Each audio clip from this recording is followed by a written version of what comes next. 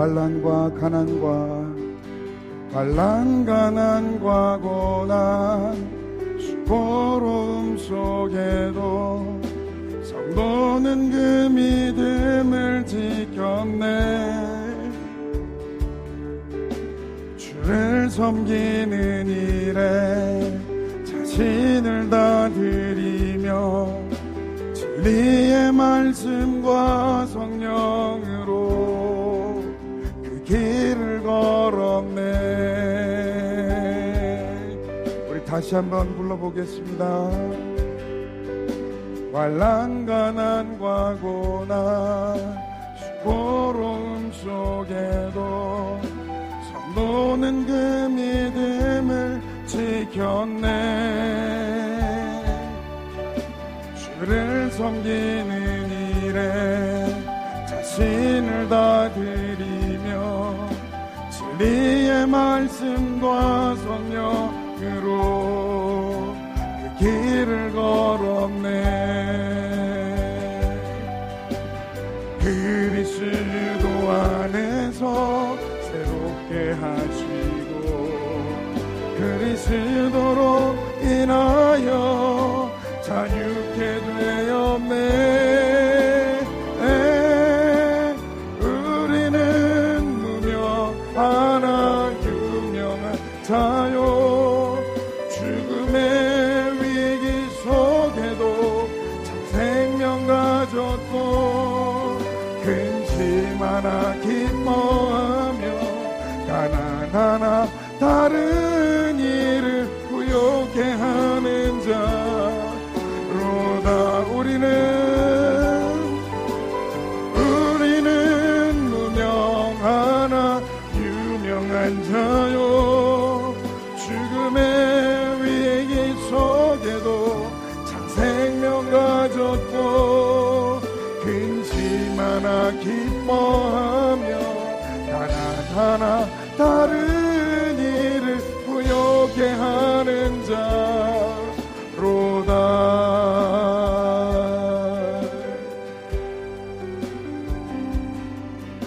환난 가난과 고난 수고로움 속에도 성도는 그 믿음을 지켰네.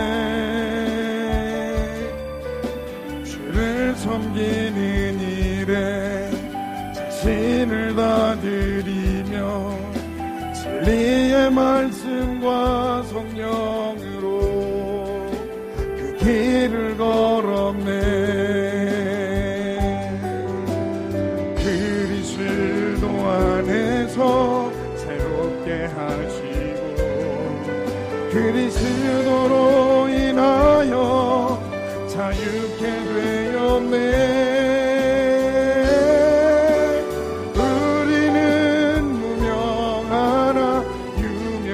자요.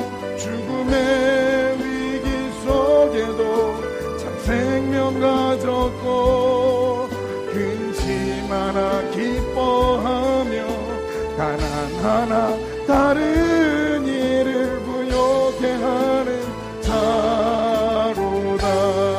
우리는 무명 하나 유명한 자요.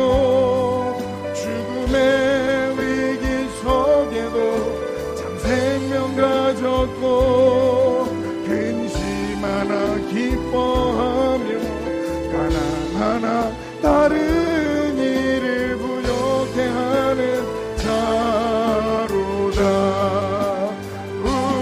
우리는 무명 하나 유명한 자요. 죽음의 위기 속에도 참 생명 가졌고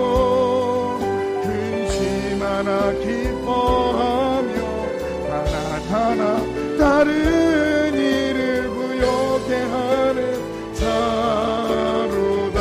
모든 것 가진 자로다.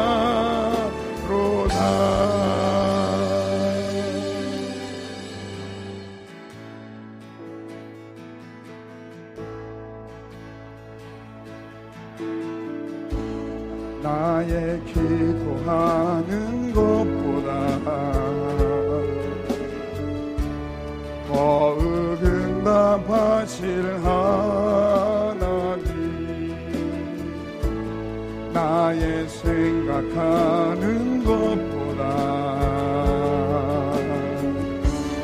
더욱 이루시는 하나님, 우리 가운데 역사하신 능력대로 흐리니 간구함을 넘치도록 능히 하실 주님께 모든 영광과 존귀 찬양과 경배를 돌릴지어다. 모든 영광과 존귀 찬양과 경배를 돌릴지어다. 모든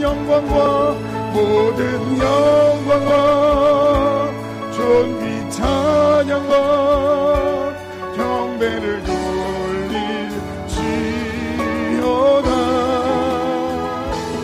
모든 영광과 존귀 찬양과 경배를 돌릴지어다.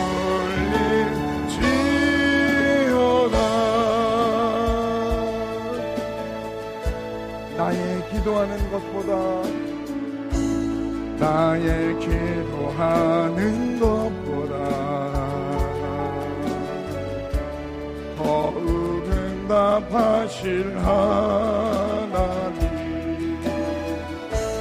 나의 생각하는 것보다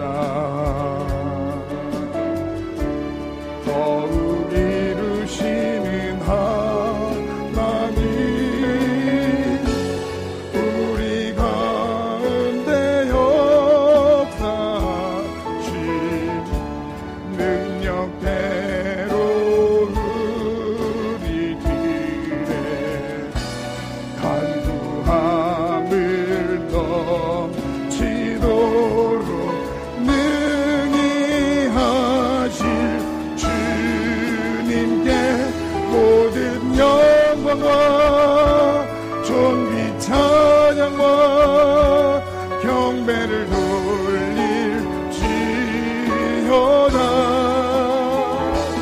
모든 영광과 존귀 찬양과 경배를 돌릴지.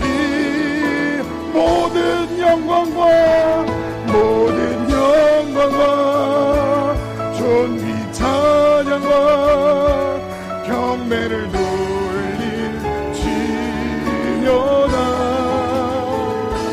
모든 영광과 존귀 찬양과 경배를 돌릴지어. 우리 이 시간 각자 있는 곳에서 말씀을 사모하며 기도합시다.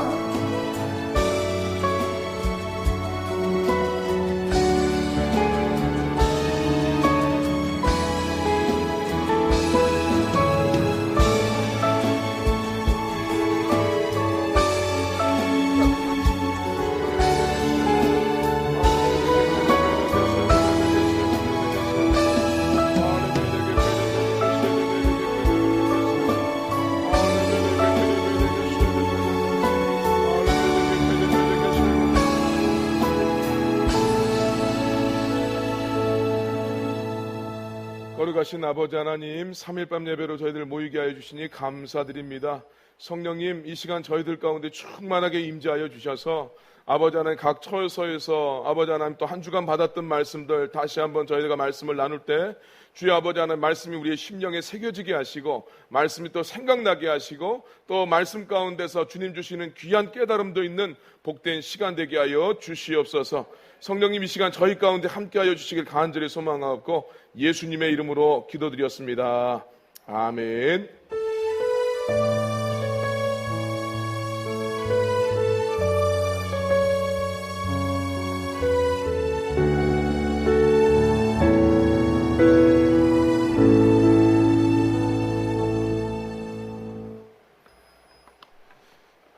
우리 말씀 한 절 읽고 같이 말씀 나누도록 하겠습니다. 이사야 37장 21절에서 23절 말씀.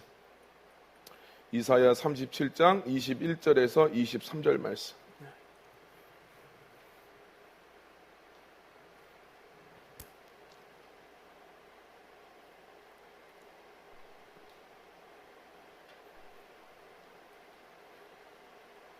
말씀 읽겠습니다. 아모스의 아들 이사야가 사람을 보내어 히스기야에게 이르되 이스라엘의 하나님 여호와께서 말씀하시되 내가 아수르의 사네립 왕의 일로 내게 기도하였도다 하시고 여호와께서 그에 대하여 이르시되 처녀 딸 시온이 너를 멸시하며 조소하였고 딸 예루살렘이 너를 향하여 머리를 흔들었느니라.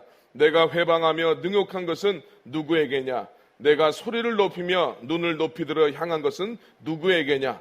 곧 이스라엘의 거룩하신 이에게니라. 아멘. 자, 아수르의 사르곤 2세가 이제 전사를 합니다. 지금 이제 우리 성경에서는 산헤립 왕이 나타나는데 이 산헤립 왕의 아버지가 사르곤 2세입니다. 이 사르곤 2세가 이제 전사를 하게 되니까 곳곳에서 이제 반란이 일어나기 시작을 했어요. 산헤립 1세는 이 반란들을 이제 진압하러 다닙니다.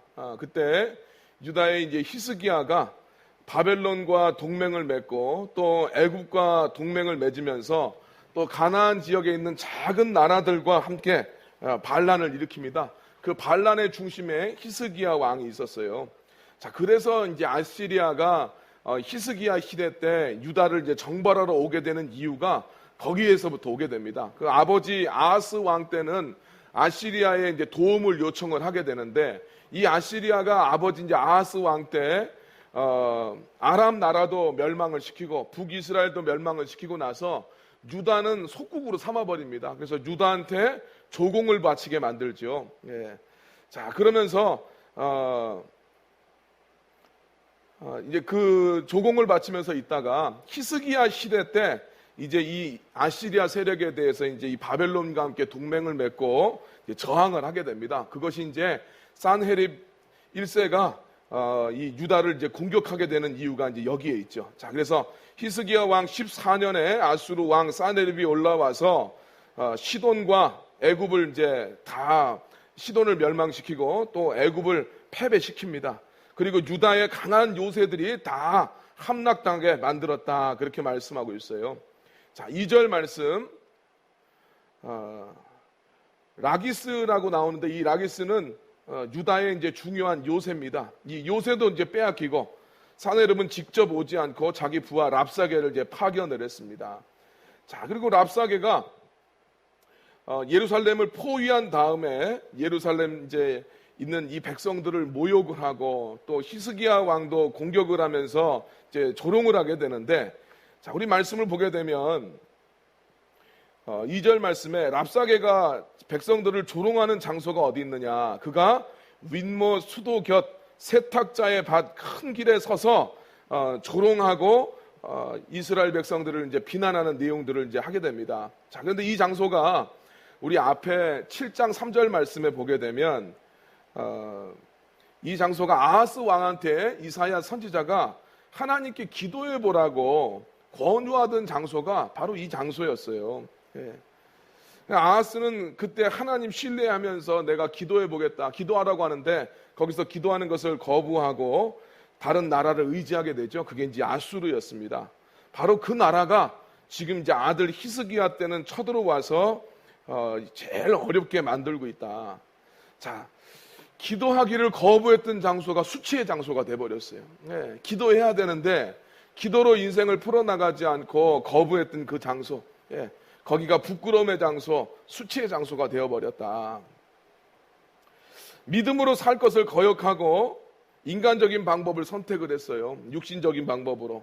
바로 그 자리, 내가 육신의 것을 선택했던 그 자리가 모욕받는 자리고 조롱받는 자리고 가장 힘든 일을 처하게 되는 그런 상황에 처하게 되었다라는 것을 알게 되죠. 그래서 우리가 영적으로 자꾸 문제를 좀 풀어나가야 된다고 했어요. 예. 육신적으로만 인생의 문제를 해결해 나가는 것이 아니라 기도하면서 좀 영적으로 풀어나가려고 하고 하나님의 뜻도 좀 구해보려고 하고 이런 자세가 참 필요하겠다. 자, 4절 말씀 랍사게의 질문 속에서 이사야서의 이제 주제가 등장을 합니다. 너는 무엇을 믿고 사느냐? 네. 이 랍사게가 지금 히스기야 왕한테 그럽니다. 넌 도대체 뭐 믿고 살아가느냐? 넌 믿는 게 도대체 뭐냐? 네. 우리들한테도 이것은 조롱하는 이야기이지만 우리들한테도 이 대답에 대해서 우리가 좀 대답을 할 필요가 있어요. 하나님 믿고 살아가느냐? 세상 믿고 살아가느냐? 하나님 믿느냐? 자기 능력을 의지하느냐? 이걸 좀 고백할 필요가 있다. 자, 5절 말씀 랍사게가 이야기합니다. 히스기야 왕한테 조롱하면서 그러죠. 너는 지금 싸울 계략과 용맹이 있다고 말을 하지만 너는 말뿐인 것 같다. 넌 누구를 믿고 나를 반역하고 있느냐. 예, 말뿐이다 너는. 예. 자, 이 조롱하는 이야기를 조금씩만 바꿔서 이야기하면 오늘 우리도 그래요. 말만 주님 믿고 있지 않는가? 네. 내가 말로만 하나님 믿노라고 하고 하나님 신뢰한다고 말을 하고 진짜 나한테 믿음의 태도가 있는가? 네. 자, 6절 말씀 랍사게가 비난하죠. 네가 이집트를 믿고 대항한다고 하지만 그것은 상한 갈대 지팡이와 같다. 예. 갈대 지팡이가 썩어 있는데 그거 몸을 의지하면 어떻게 되겠습니까? 더 다치겠죠. 예. 자, 이집트는 상한 갈대 지팡이다. 자, 우리 앞에서 계속해서 이야기했던 것이 그겁니다. 이집트를 의지하지 마라. 이집트 의지하면 하나님 기뻐하시지 않는다라고 했는데 이때 히스기야 왕도 초반에 우리 계속 설명을 드렸습니다. 히스기야 왕도 처음에는 하나님 앞에 기도할 줄 몰랐어요. 자기 아버지가 했던 것처럼 다른 나라 힘을 빌려서 동맹을 맺고 군사력에 의지해서 이 아수르라는 문제를 한번 해결해 보려고 했던 거죠. 히스기야도 여전히 하나님이 1순위가 아니었습니다. 눈에 보이는 것, 세상적인 것, 또 드러나는 것, 이것이 훨씬 중요하다고 생각을 했던 거죠. 이렇게 생각하면 하나님이 그 인생에 도움이 되지 못한다는 거예요. 7절 말씀 랍사게가 또 비난합니다. 자, 그러면서 네가 하나님 믿는다고 하면서 니네 유다에 있는 하나님의 산당과 제단들을 없애버렸는데 네가 진짜 그 하나님 믿는 거냐? 자, 이 이야기는 좀 설명이 필요합니다. 성경에서는 예루살렘에서만 하나님 예배하라고 그랬는데 이 왕국 시대에는 산당과 지방 제단들이 많이 있었어요. 우리가 알고 있는 솔로몬이 1000번제를 드렸던 기브온도 산당이었고 또 그 전에 사무엘이 활동할 때 있었던 그런 곳곳의 산당들, 베델이나 이런 곳이 다 산당이었습니다. 자, 그런데 예루살렘 성전이 지어지고 나서는 예루살렘에서만 하나님이 예배하라고 했어요. 예. 그래서 이스라엘에서 신앙에 뛰어났던 왕들, 종교개혁을 했던 왕들은 공통적으로 이 산당과 지방 성소들을 다 없애고 예루살렘에서만 하나님 예배드리게 만들었습니다. 근데 그 사실을 이 지금 아수르의 랍사게가 알고 있다는 거예요. 예. 아수르는 자기가 지금 정복해야 되는 나라의 정보를 잘 파악하고 있어요. 예. 그리고 이 시대에서는 자기들의 산당과 제단이 많으면 많을수록 그 신을 더 잘 섬긴다고 생각했습니다. 자, 그걸 가지고 지금 이제 유다에 대해서 공격을 하고 있는 거죠. 자, 히스기야의 종교개혁은 하나님 기뻐하시는 일이었어요. 제멋대로 신앙생활을 정리하고 하나님만 섬기도록 구별된 마음으로 하나님만 섬기도록 한 것, 이게 종교개혁의 핵심입니다. 예, 구별됨. 신앙 거룩이라는 것은 구별됨을 이야기하잖아요. 하나님 앞에서. 히스기야는 아무 데서나 하나님 예배하는 것이 아니고 너네들 마음 내키는 대로 신앙생활해서 되는 것이 아니라 하나님 말씀하신 곳에서 하나님 말씀하신 방법대로 하나님 섬겨야 된다라는 것을 주장해오고 그것을 개혁을 했던 것입니다. 자, 그런데 우리가 이렇게 신앙의 개혁을 하려고 했었을 때 마귀는 항상 그걸 공격합니다. 그것 때문에 문제가 생긴 것처럼. 예. 내가 하나님 제대로 믿어보려고 여러분 우리가 결단을 했었을 때 그것 때문에 좀 어려운 일을 당하게 되면 마귀는 너 그것 때문에 인생이 힘들어진 거라고 자꾸 속삭이고 믿음으로 우리가 반응하지 못하게 만드는 거죠. 어떤 성도가 정말 내가 하나님 앞에 예배를 지켜야 되겠다. 예배를 드리고 신앙생활 하는데 가령 뭐 남편이 그 예배 드리는 걸 썩 기뻐하지 않아요. 가정에서 다툼이 나면 내가 하나님 앞에 예배 드려서 이런 문제가 생겼나? 이런 생각도 하게 만들고 만약에 어떤 분들이 만약에 11조를 내가 작정을 해서 하나님 앞에 온전한 11조를 드리기로 결단을 했다. 근데 내 경제 생활이 좀 어려움을 처하면 어떻습니까? 내가 11조 드려서 지금 삶이 어려워진 것 같다. 이런 생각들이 다 마귀가 주는 생각이라는 거예요. 네. 마귀는 그것 때문에 문제가 생긴 것처럼 공격을 해요. 우리가 이걸 딱 구분할 필요가 있다. 8절에서 9절 말씀 보면 그러면서 조롱하지요. 지금 너희가 말 2,000마리를 너네한테 준다고 한들 그 말을 탈 기병이나 너희가 있느냐. 또 아수르 왕의 가장 실력 없는 총독이 온다 할지라도 너희를 물리칠 수 있겠느냐. 네, 그들이 가장 실력 없는 군대 장관이 와도 너희가 그 사람을 갖다가 물리칠 수 있겠느냐. 절대 그럴 수가 없다. 너희들 그 빈약한 군사력 그 뭘 믿고 그렇게 까불고 있느냐라는 이야기입니다. 10절 말씀 또 그러면서 헷갈리게 이야기하죠. 니네가 믿는 하나님이 허락하지 않았으면 우리가 너희들한테 어떻게 왔겠냐. 니네 하나님 허락했으니까 여기까지 왔지. 예.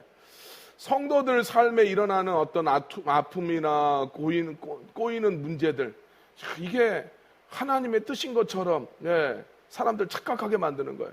자꾸 아프고 막 이랬었을 때 이 마귀는 자꾸 주저앉히려고 한단 말이에요. 그때 저항하고 싸워야 되고 믿음으로 해야 되는데 그냥 그것을 받아들여요. 13절에서 15절 말씀. 또 백성들한테 히스기야가 이제 백성들한테 또 이야기합니다. 니네 왕 히스기야가 하나님 믿고 하나님만 의지하자고 말을 해도 너희들 그거 믿지 말아라. 너희 하나님이 너희를 구원해 줄 수가 없다. 그러면서 16절 17절 말씀 보면 이야기합니다. 오히려 빨리 항복을 해서 더 이상 굶지 말고 고생 그만해라.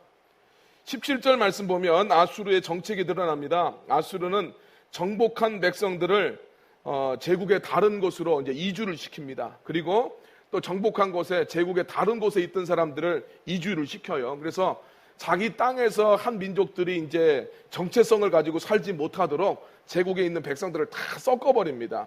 그래서 이제 북이스라엘에 있었던 백성들도 제국의 다른 곳으로 잡아가 버리고 제국 다른 곳에 있는 사람들을 북이스라엘로 이주시켰던 것을 우리가 이제 열왕기 말씀을 보면 알 수가 있죠. 자, 그래서 마귀는 이렇게 또 유혹을 합니다. 믿음으로 산다면은 지금 고생하는 거예요. 믿음으로 사는 길은 고생하는 거예요. 죽을지도 몰라요. 거기에 다른 대안을 주죠. 야, 니네들 그렇게 힘들게 믿음 지키며 살 필요 뭐가 있느냐? 딴 데 가서 살면 되지. 성도들한테 믿음 지키면서 힘들게 살면 뭐하냐? 다른 대안이 있다. 꼭 그렇게 예수 안 믿어도 된다. 그렇게 힘들게 하나님 안 섬겨도 된다. 이 마귀가 이렇게 유혹을 한다는 거예요. 자, 18절에서 20절 말씀. 열국의 신들 중에 아수르 왕의 손에서 자기 백성을 구원한 신은 아무도 없다. 그래서 자기가 정복했던 여러 나라들을 언급을 하면서 니네가 믿는 여호와가 과연 예루살렘을 내 손에서 건질 수 있다고 너희가 생각을 하고 있느냐. 자, 이렇게 이제 이스라엘 백성들과 하나님도 조롱하고 히스기야도 조롱하고 있어요. 자, 랍사게가 대표하는 것은 세상이에요. 세상은 언제나 이야기합니다. 하나님보다는, 보이지 않는 하나님보다는 실제적인 우리 눈에 보이는 아수르 왕이 더 힘있다고 주장을 해요. 세상 사람들 그럽니다. 야, 니네 하나님 내놔봐라. 니네 하나님 보여줘봐라. 왜 니네들 그 다 속고 있는 거다. 이스라엘의 그 종교에 너희들 속고 있는 거야. 세상 사람들 다 그렇게 이야기해요. 하나님 믿고 살아가는 것은 어리석은 짓이라고 이야기합니다. 다 좋은데 사네립의 이런 이야기는 우리 하나님을 모욕하는 이야기죠. 하나님을 여러 잡신들 중에 하나로 생각을 하면 절대로 안 됩니다. 하나님은 창조주시고 절대자 하나님이신 것을 믿으시길 바랍니다. 하나님 모욕한 것을 하나님이 들으셨고 하나님이 그래서 이 아수르를 도구로 사용하려고 그랬어요.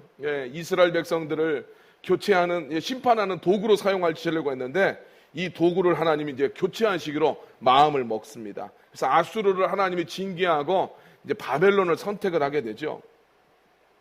자, 우리가 36장을 보면서 깨달아야 될 것은 우리가 믿음으로 살아갔을 때 조롱받고 또 많은 유혹도 찾아오고 비난도 있을 수가 있다.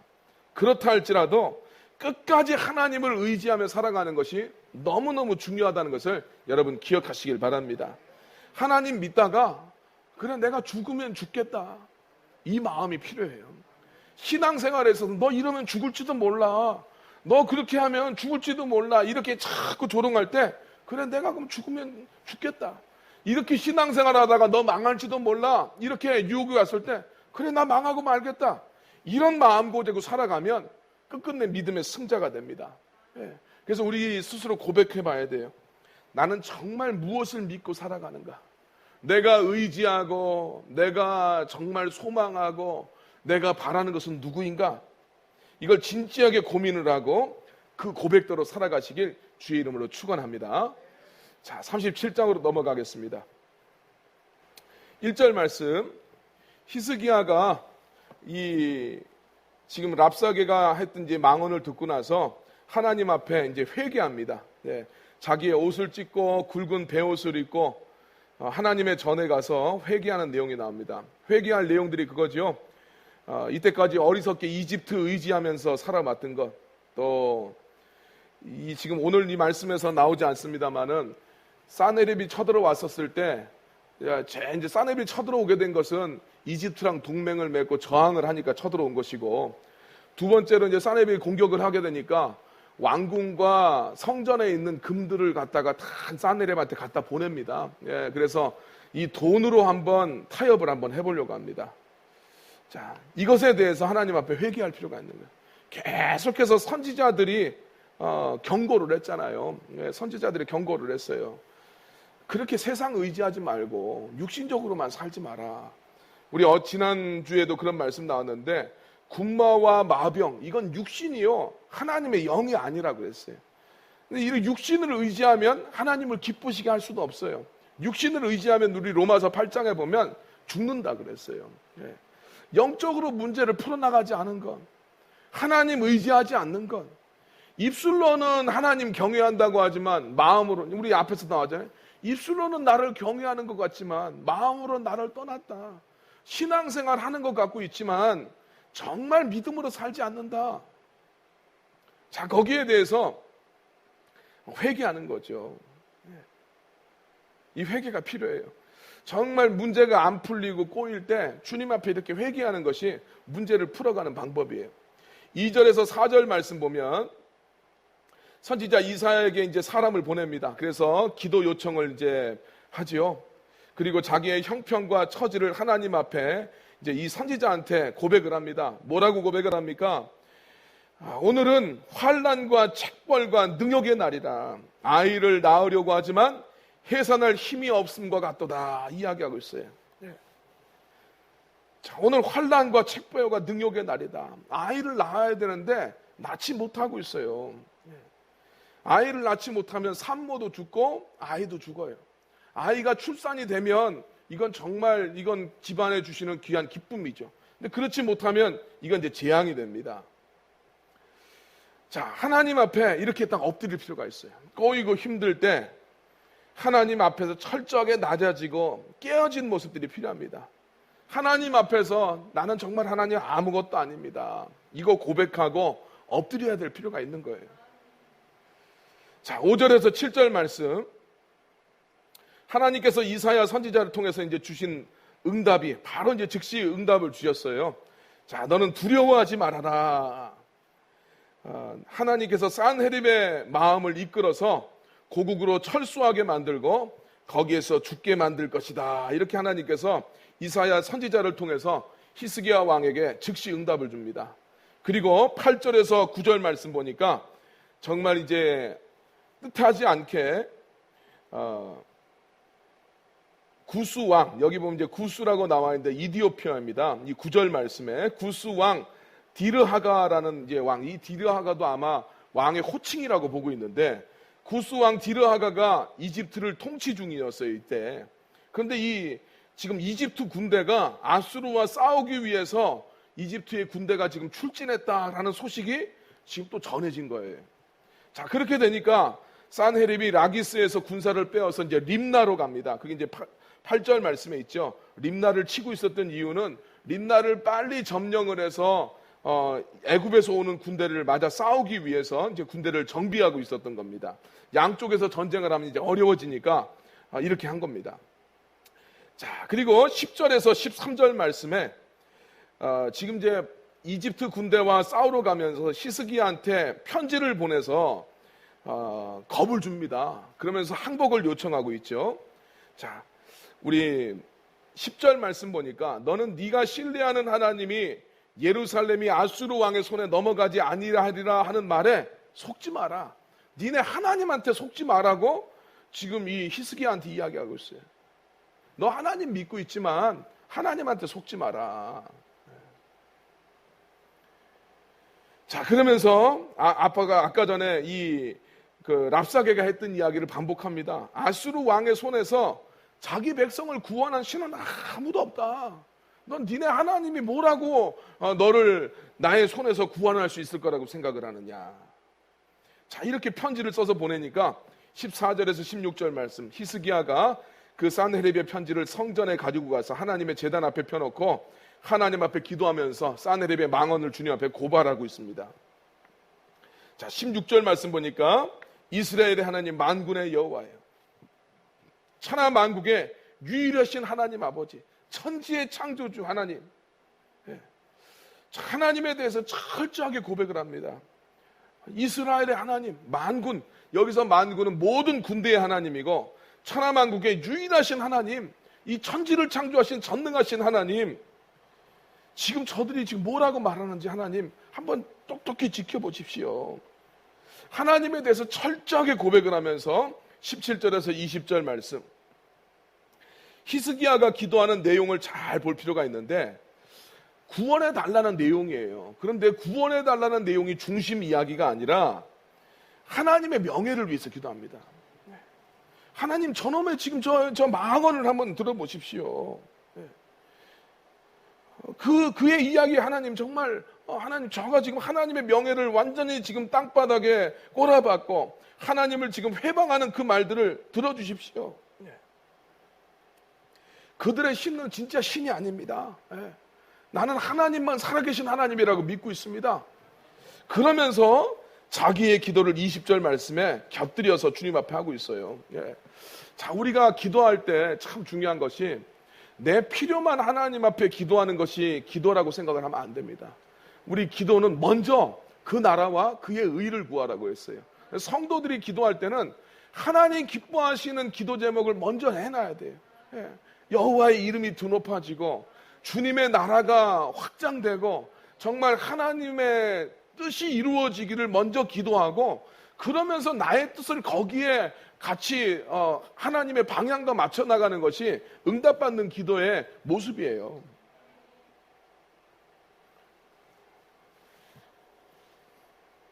자, 하나님과 우리는 하나입니다. 그래서 먼저 우리가 하나님 것을 구하면 하나님은 반드시 우리 삶에 개입하시고 우리의 문제에 외면하지 않을 줄 믿습니다. 그래서 우리가 하나님 앞에 맡겨야 될 것은 무엇이고 내가 정말 어디서부터가 하나님께 속한 것인지를 우리가 이거 분명하게 구분을 할 줄 알아야 돼요. 이건 하나님께 속한 부분이에요. 그래서 나의 한계를 하나님 앞에 철저하게 인정을 하고, 하나님 저 아무것도 아닙니다. 히스기야가 이제 주님 앞에 그거 하고 있어요. 이때까지 계속 머리 굴리고 세상적인 것만 의지하고 하나님 믿노라 하면서도 그렇게 살아갑니다. 그런데 하나님 진짜 원하시는 게 이거예요. 내 한계를 인정하고 나 주님 앞에 아무것도 아닙니다. 하나님 좀 날 불쌍하게 여겨달라고. 자, 우리가 그래서 문제 속에서 세상의 욕심들, 육신적인 필요가 우선이 아니라 먼저 하나님 생각해야 돼요. 하나님 뜻이 나를 통해서 이루어지게 해달라고, 그것을 여러분 소망하고 기도하면서 주님 앞에 나갈 수 있기를 주의 이름으로 축원합니다. 자, 우리 넘어가겠습니다. 이사야 37장 21절에서 38절 말씀. 자, 21절 말씀에 보니까 이사야 선지자를 통해서 하나님이 이제 다시 응답을 하시는데, 히스기야가 우리 여기 말씀 보니까 그렇죠? 사람을 보내어 히스기야에게 이르되 이스라엘의 하나님 여호와께서 말씀하시되 내가 아수르의 사네립 왕의 일로 내게 기도하였도다 하시고. 자, 네가 지금 사네립의 일로 나한테 기도했구나. 예. 하나님이 지금 이 히스기야가 기도한 거를 지금 그걸 강조해서 이야기해요. 그걸 기특하게 여기시는 거예요. 이제 정답 찾았다는 거예요. 하나님은 하나님 자녀들이 육신으로 살지 않고 정말 영적으로 살아가고 영적으로 문제 해결하기를 원하는 거예요. 문제 생겼다고 막 동분서주하고 머리 굴리고 막 누가 나한테 도움 줄까 찾아다니면 문제는 계속해서 꼬여요. 딴 거 하지 말고 먼저 하나님 앞에 기도하라는 거예요. 이게 이제 답입니다. 그러면서 22절에서 29절 보면 하나님의 응답이 다시 나오는데 이미 앞에서 이야기했어요. 우리 37장 1절에서 그 말씀에 보면 이사야 통해서 이미 말씀하셨어요. 야, 그 애는 내가 소문을 듣고 고국으로 돌아가고 고국에서 죽게 할 거다. 하나님이 이렇게 말씀하셨는데 그 좀 어투는 건조하고 차가워요. 네, 너 그냥 염려하지 마라. 이렇게 될 것이다. 이렇게 말씀하셨는데 히스기야가 직접 하나님 앞에 기도하니까 하나님 응답이 뜨거워요. 네, 하나님 응답이 좀 달라요. 아주 자세하게 말씀하시고 아주 하나님께서 확신을 주시고 또 격려하시는 걸 알 수가 있어요. 오늘 우리도 내 문제 가지고 내가 기도해야 돼. 네, 내가 직접 주님 앞에 기도하는 것을 하나님이 그걸 기뻐하시는 거예요. 자, 22절 말씀 보니까 지금 예루살렘과 유다의 운명이 풍전등화와 같지만 이제 너희가 아수르를 조롱하게 될 것이다. 하나님 말씀합니다. 23절 말씀 산헤립에게 그러지요. 네가 회방하고 능욕한 대상이 지금 누군 줄 아느냐. 너 그렇게 함부로 주둥이 놀렸는데 너 누구한테 지금 감히 그런 소리 했는지 아느냐.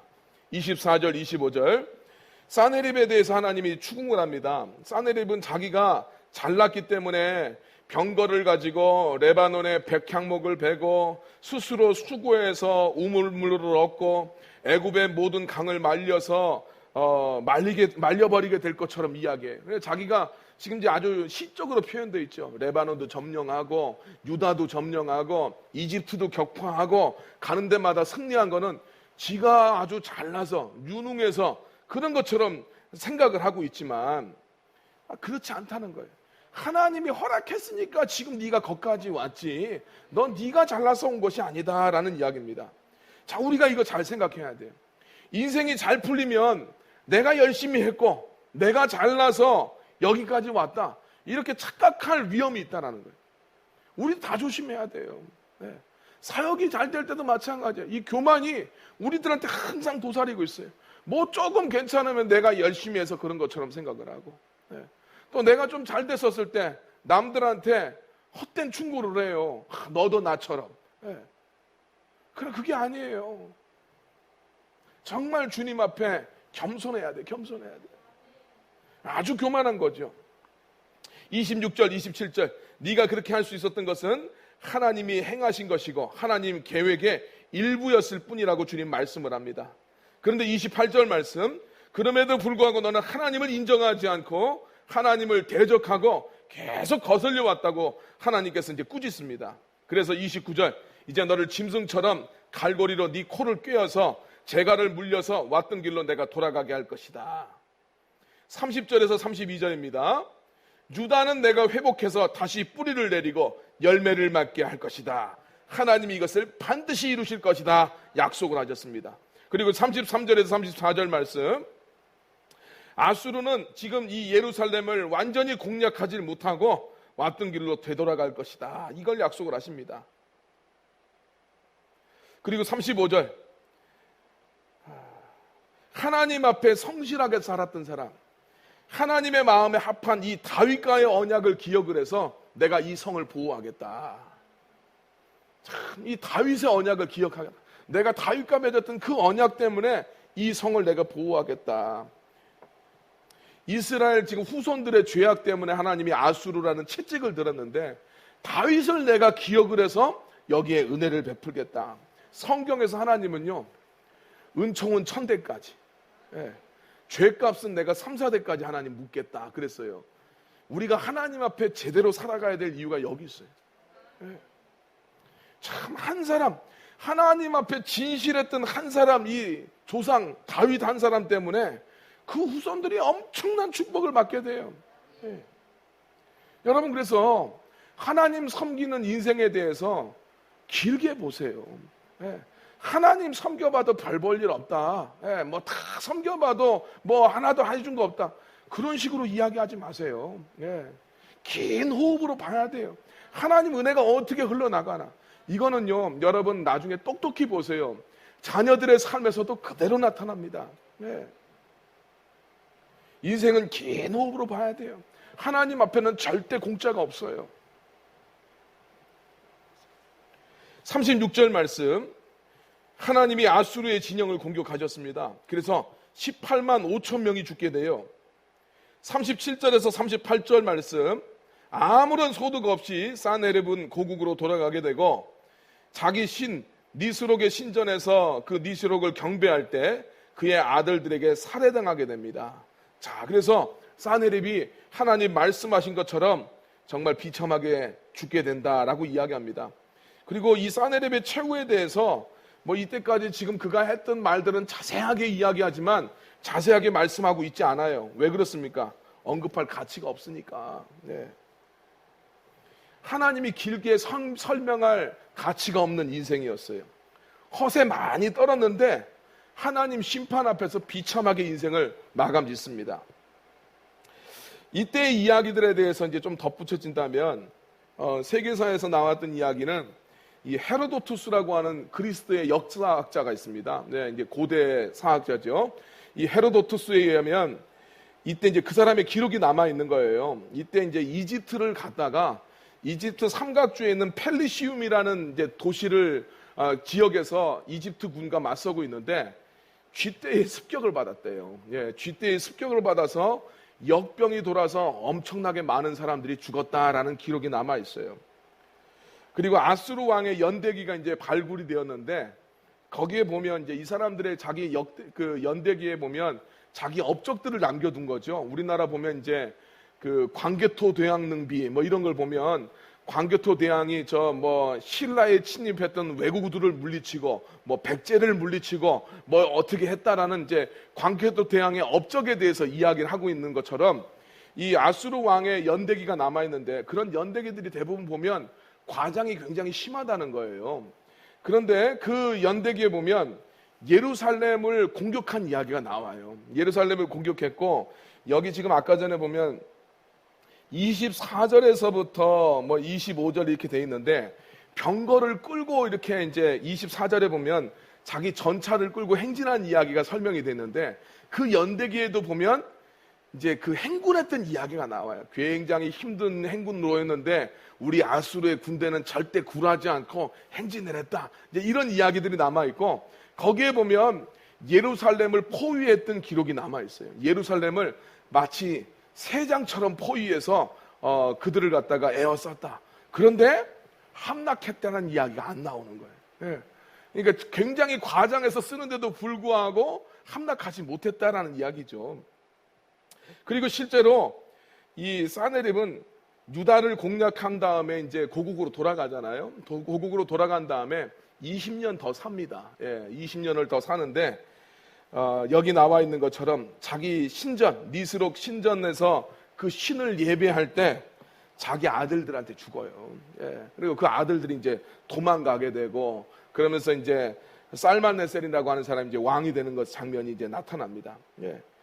작은 비교가 되는 거죠. 여기서 니스록 신전에서 기도했던 사네립 기도하다가 죽었어요. 누구한테?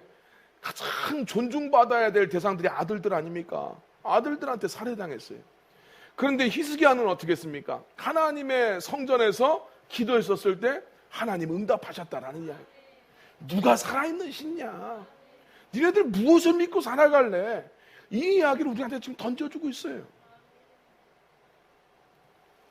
하나님 여러분 의지하시길 바랍니다. 하나님 앞에 기대를 품고 또 여러분들의 삶의 문제를 만났을 때 기도로 풀어가세요. 이사야서는 지금 그 이야기를 계속해서 하고 있어요. 세상의 어떤 힘이 아니라 하나님이 너희의 구원이 되시니까 너희 육신적으로 인생을 살아가지 말고 영적으로 문제를 해결해라. 하나님 믿고 의지하면 하나님 너희들의 삶 속에 반드시 역사하신다. 여러분 믿고 주님 앞에 기도로 영적으로 살아가시길 주의 이름으로 축원합니다.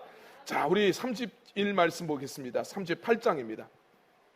이사야 38장 1절에서 22절 말씀.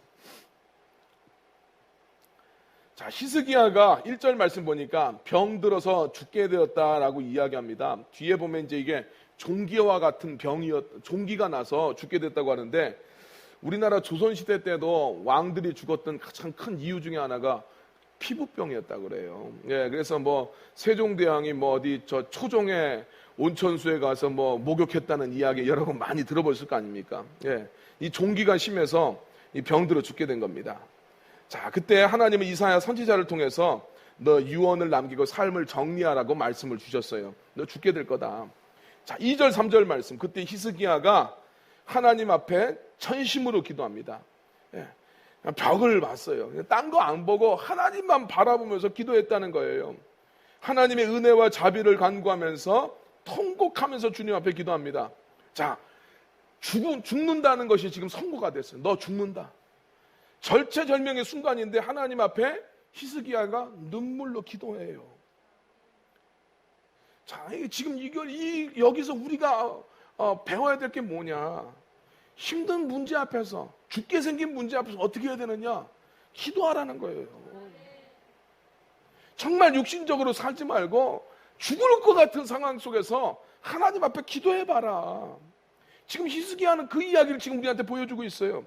4절에서 7절입니다. 하나님 응답하셨대요. 히스기야가 그렇게 정말 주님 앞에 전심으로 기도했었을 때 하나님의 말씀이 이사야에게 임하여서 히스기야한테 가서 네 기도를 들었고 네 눈물을 보았노라, 이렇게 하나님이 말씀을 전하라고 하셨어요. 이게 중요해요. 네 기도를 듣고 네 눈물을 봤다. 오늘 우리도 문제 앞에 어떻게 됩니까? 내 기도가 하나님 앞에 들리도록 하고 내 눈물을 주님 앞에 보여드려야 돼요. 출애굽기에서도 마찬가지죠. 이스라엘 백성들이 고통받고 있는 거 하나님이 알았어. 그런데 하나님이 역사하질 않아요. 근데 이스라엘 백성들이 부르짖을 때 하나님이 역사하셨어요. 하나님 기도가 들려야 돼요. 네. 알아서 해주시겠지. 하나님 알아서 안 움직이세요. 기도하라는 거예요. 자, 기도와 눈물을 주님이 원합니다. 네, 저의 힘을 향해서 간절한 마음으로 네 기도를 들었고 내가 네 눈물을 봤다. 여러분, 우리가 주님 앞에서 어떤 문제 만났을 때 이 마음을 가지고 나가요. 하나님, 내 기도를 들으시고 내 눈물을 봐달라고. 그래서 하나님 또 약속하시죠. 15년을 더 살게 하겠다. 이게 왜 감사하냐면 아직 아들이 태어나지도 않았어요. 므낫세라는 아들, 사실 이 사람은 안 태어나는 게 더 나을지도 모르는데 진짜 나쁜 놈이었는데 이 므낫세가 태어나지도 않았어요. 그리고 지금 이 상황은 이제 우리 뒤에 설명을 하겠습니다만은 38장과 39장은 36장 전에 있었던 일이에요. 무슨 말이냐면 36장에 이 산헤립이 이스라엘을 침공을 하게 되는데 이스라엘을 침공하기 전에 있었던 사건이에요. 그때 지금 아수르가 이스라엘을 공격하려는 전운이 가득하고 한 2년 전에 있었던 사건이에요. 지금 아수르가 언제든지 지금 이스라엘을 노리고 있고 지금 이스라엘이 참 어려운데 히스기야는 병에 걸려서 지금 죽을 위기에 처한 거예요. 그래서 히스기야가 죽으면 지금 아수르의 침략에서 막아설 수도 없고 후계자도 없고 이거 지금 이스라엘 다 망하게 있는 거예요.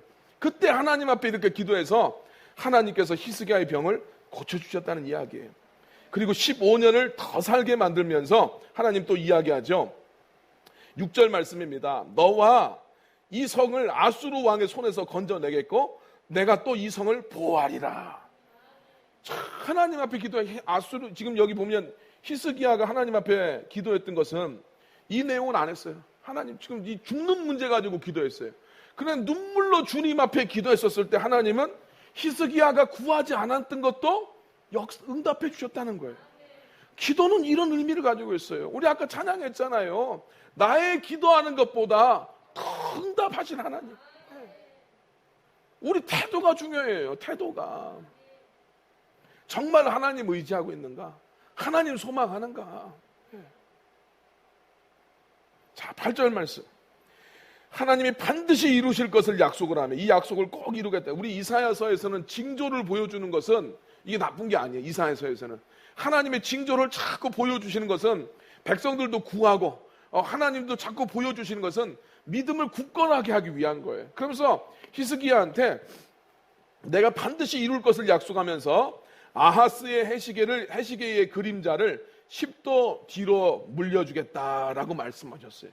아하스의 해시계. 이 아하스는 히스기야 왕의 아버지입니다.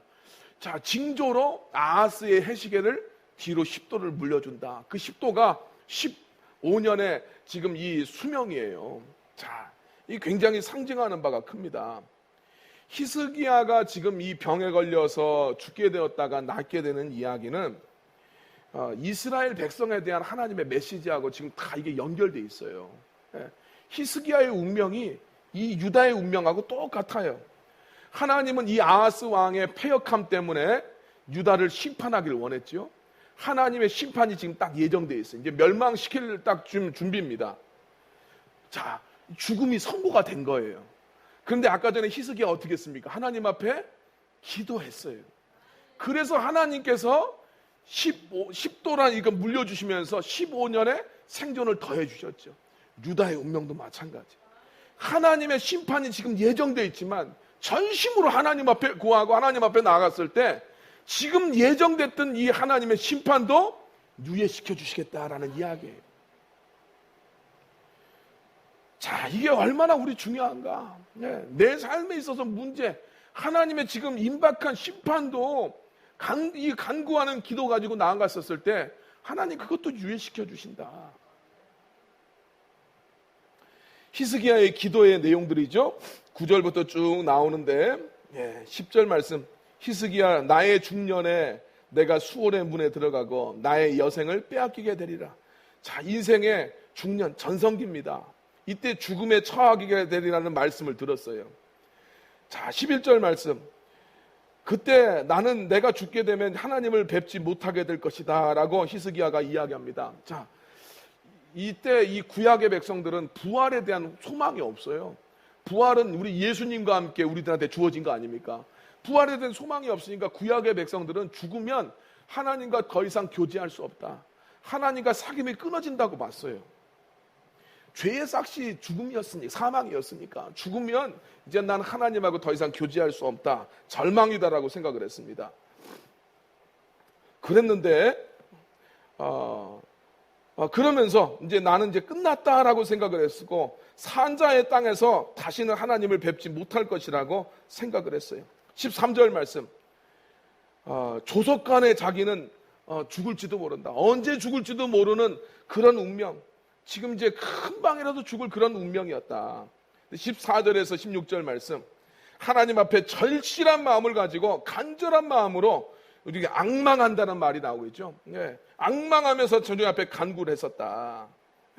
하나님 앞에 뭐라고 기도합니까? 하나님, 나의 중보가 되어 주십시오. 하나님, 나의 도움이 되어 주십시오.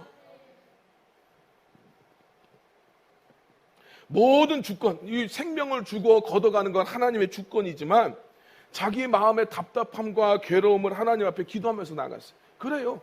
우리도 어떤 문제 앞에서 이 문제를 해결해 주시든지 하지 않든지 이건 하나님의 소관이에요. 그러나 하나님 앞에 성도들은 어떻게 해야 되느냐? 나의 괴로움과 답답한 마음을 주님 앞에 말씀드리면서 나아갈 필요가 있다는 거예요. 하나님 나를 좀 불쌍히 여겨달라고 겸손하고 낮아진 모습으로 주님 앞에 기도하기 시작했어요. 17절 말씀. 하나님을 신뢰하면서 이렇게 기도했는데 또 이 히스기야의 그 기도 가운데는 하나님에 대한 이 신뢰가 있었어요. 자, 어떻게 했습니까? 내게 큰 고통을 더하신 것은 평안을 주려 하심이라. 하나님에 대한 이 신뢰를 놓치지 않아요. 지금 너무 죽겠고 힘든데도 불구하고 하나님이 고통 주시는 이유는 결국은 내 삶에 평안을 주시기 위해서다. 또 내 죄를 씻어내시기 위해서다. 이렇게 고백을 합니다. 자, 우리 유다에 대한 심판도 마찬가지죠.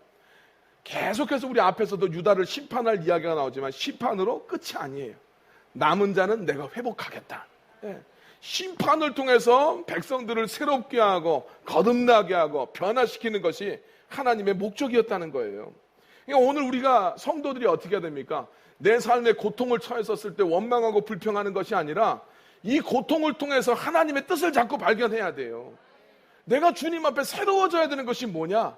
내가 이 지금 어려운 상황 속에서 내가 던져버려야 될 우상이 무엇이냐? 내가 정말 하나님만 믿고 있느냐? 내가 하나님 앞에 기도하면서 나아가고 있느냐? 고난 가운데서 성도들이 그 문제를 해결할 수 있어야 한다는 거예요. 18절에서 20절 말씀, 하나님께서 하나님 앞에 기도했었을 때 하나님 앞에 감사하면서 기도하고 있어요. 응답할 확신을 가지고 있습니다. 그래서 하나님 앞에 그러지요. 사망이 주를 찬양하지 못하며 구덩이에 들어간 자가 주의 신실함을 바라지 못하되. 죽으면 끝이에요. 죽으면 끝인데 히스기야는 내가 지금 이렇게 주님 앞에 지금 내가 죽어버리면 감사도 못하고, 죽은 사람은 주님을 찬양하지도 못하고, 또 죽음의 구덩이에 들어간 사람은 하나님의 신실하심을 바라보지 못하게 되지만 19절 말씀이죠. 살아있는 사람들은 내가 하는 것처럼 하나님 앞에 감사하며 하나님 앞에 기도해라. 히스기야 이야기예요.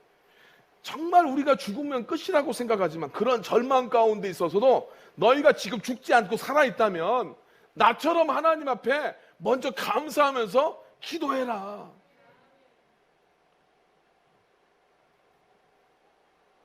하나님 앞에 먼저 감사하래요.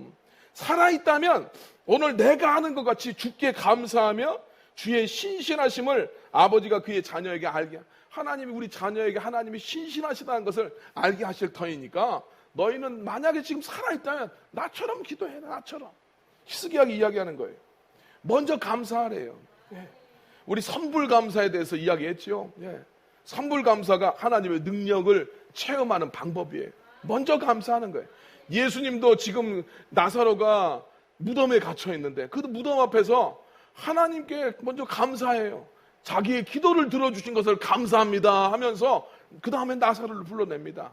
감사가 하나님의 능력을 불러낸다. 신뢰하니까, 하나님을 믿으니까 이렇게 감사할 수 있었던 거죠.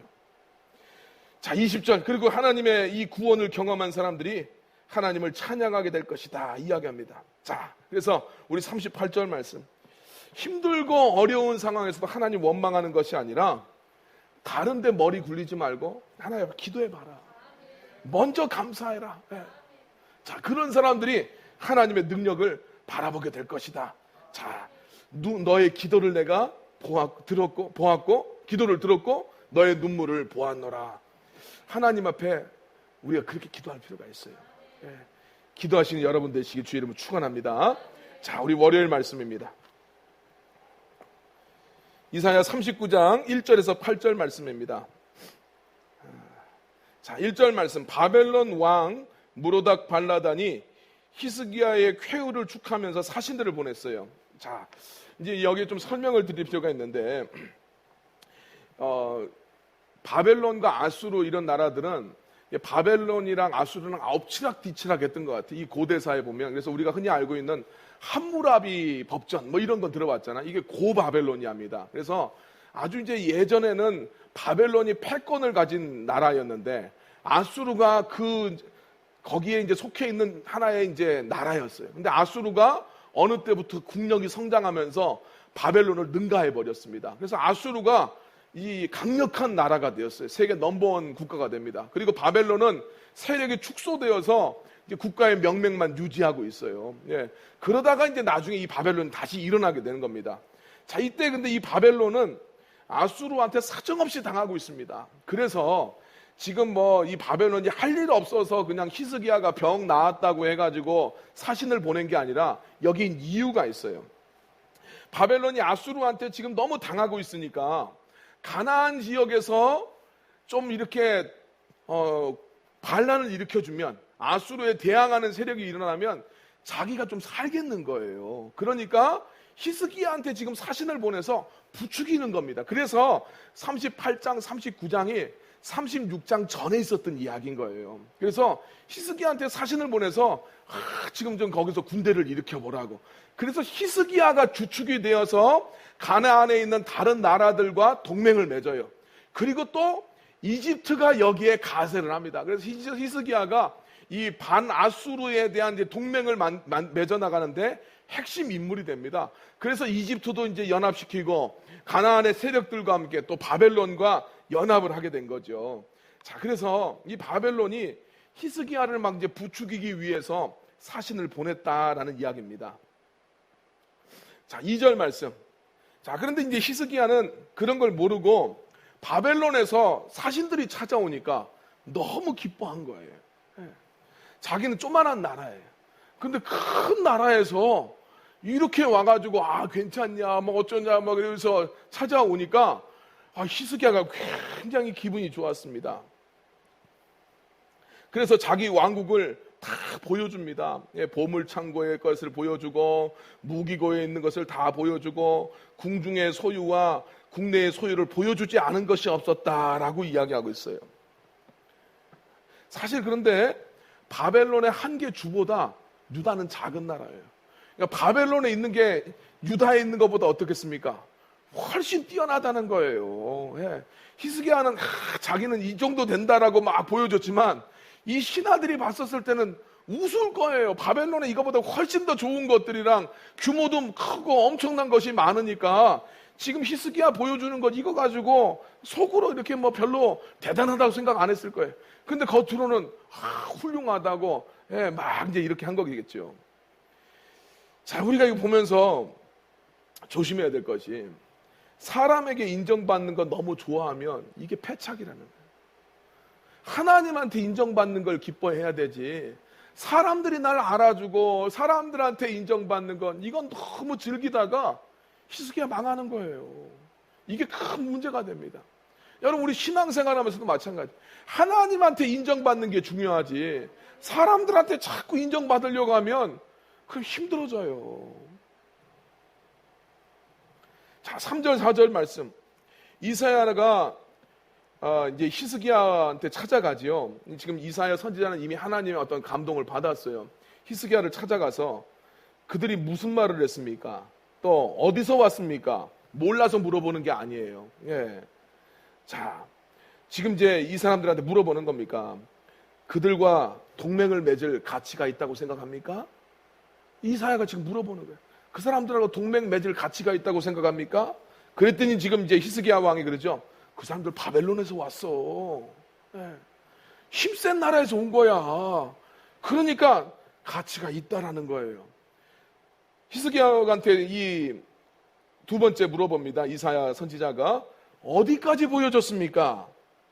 이게 무슨 말입니까? 어느 정도 수준까지 동맹을 맺으려고 합니까? 다 보여줬습니다. 우린 최고의 수준의 지금 동맹을 맺으려고 합니다. 자, 여기서 히스기야의 문제가 뭡니까? 하나님께 기도하지 않는 거예요. 자, 이사야서에서 지금 이 편집을 일부러 38장과 39장을 뒤에다 둔 이유는 유다가 멸망할 수밖에 없었던 이유. 그것과 함께 이 성경 말씀은 우리들한테 우리 인간의 마음의 본성에 무엇이 자리 잡고 있는가, 어떤 태도가 우리들 마음속에 밑바닥에 깔려 있는가, 이걸 지금 보여주는 거예요. 지금 앞에서 히스기야 왕은 어떻습니까? 이 지금 이사야서에 있는 이 순서대로 우리 보면 36장에 하나님 앞에 기도했더니 하나님 역사해 주시고, 하나님 앞에 기도했더니 하나님 그렇게 대견하게 여기시고, 히스기야의 병이 걸렸을 때도 기도했더니 하나님 그의 문제를 해결해 주셨어요. 그러면 이제 하나님 의지하고 나아가야 되는데 그러진 않는 거예요. 또 힘있어 보이는 나라가 오니까 동맹을 맺어가는 거예요. 하나님 앞에 기도해 보질 않아요. 이게 문제라는 거예요. 하나님 의지하기보다 육신적으로 문제 해결하려는 것, 이게 훨씬 빨라요. 아하스 왕, 아버지가 보여줬던 모습과 히스기야 왕이 보여주는 모습이 다르지가 않아요. 이게 우리들의 본 바탕이라는 거예요. 하나님 믿는다고 하고 은혜도 체험했다고 하고 다 아는데 정말 문제가 생기고 정말 힘든 일이 생겼을 때는 또 하나님 앞에 기도하기보다는 또 머리 굴리고 육신에 따라서 문제 해결하려는 모습이 우리들한테 너무나 많더라는 거예요. 우리 본성이 그래요. 그러니까 이 나라는 망할 수밖에 없다는 거예요. 그래서 망한다. 우리도 주님 말씀하시는 거예요. 의인은 없나니 한 명도 없다. 히스기야가 정말 성경에서 뛰어난 왕으로 등장하지만 히스기야는 메시아가 아니다. 인간 지도자는 믿을 수가 없다는 거예요. 그래서 누가 오셔야 됩니까? 예수님이 오셔야 되는 거예요. 그래서 예수님이 오셔야 돼. 오늘 우리도 우리 삶에 주님이 필요한 것은 맞아요. 그러나 히스기야의 모습이 우리한테 똑같이 있다는 거예요. 체험도 있고 은혜도 알아. 예. 다 우리는 그런 간증도 했고 고백도 있어요. 그런데 정말 또 문제 생겼을 때는 주님 앞에 나아가지 않는다는 거예요. 이게 우리 모습이라는 거예요. 이거 회개하고 나가야 돼요. 네. 자, 6절에서 8절 말씀 이사야가 예언을 합니다. 오늘 당신이 보여준 모든 것 다 바벨론에 빼앗길 겁니다. 당신의 자손 중에는 바벨론 왕궁에 환관도 나올 겁니다. 지금 왕자인데 저기 바벨론 궁에 환관이 돼서 있다. 바벨론 왕 섬기게 된다. 이거 얼마나 비참한 이야기입니까? 자, 그러면 이런 이야기를 들으면 히스기야는 어떻게 됩니까? 옷을 찢으면서 여기 비통했을 때 하나님 앞에 회개하는 모습이 옷을 찢고 통곡하면서 주님 앞에 회개해야 돼요. 예. 앞에서 그랬잖아요. 근데 지금 8절 말씀 보면 히스기야가 그렇게 많은 걸 안 해요. 하나님 말씀이 옳습니다.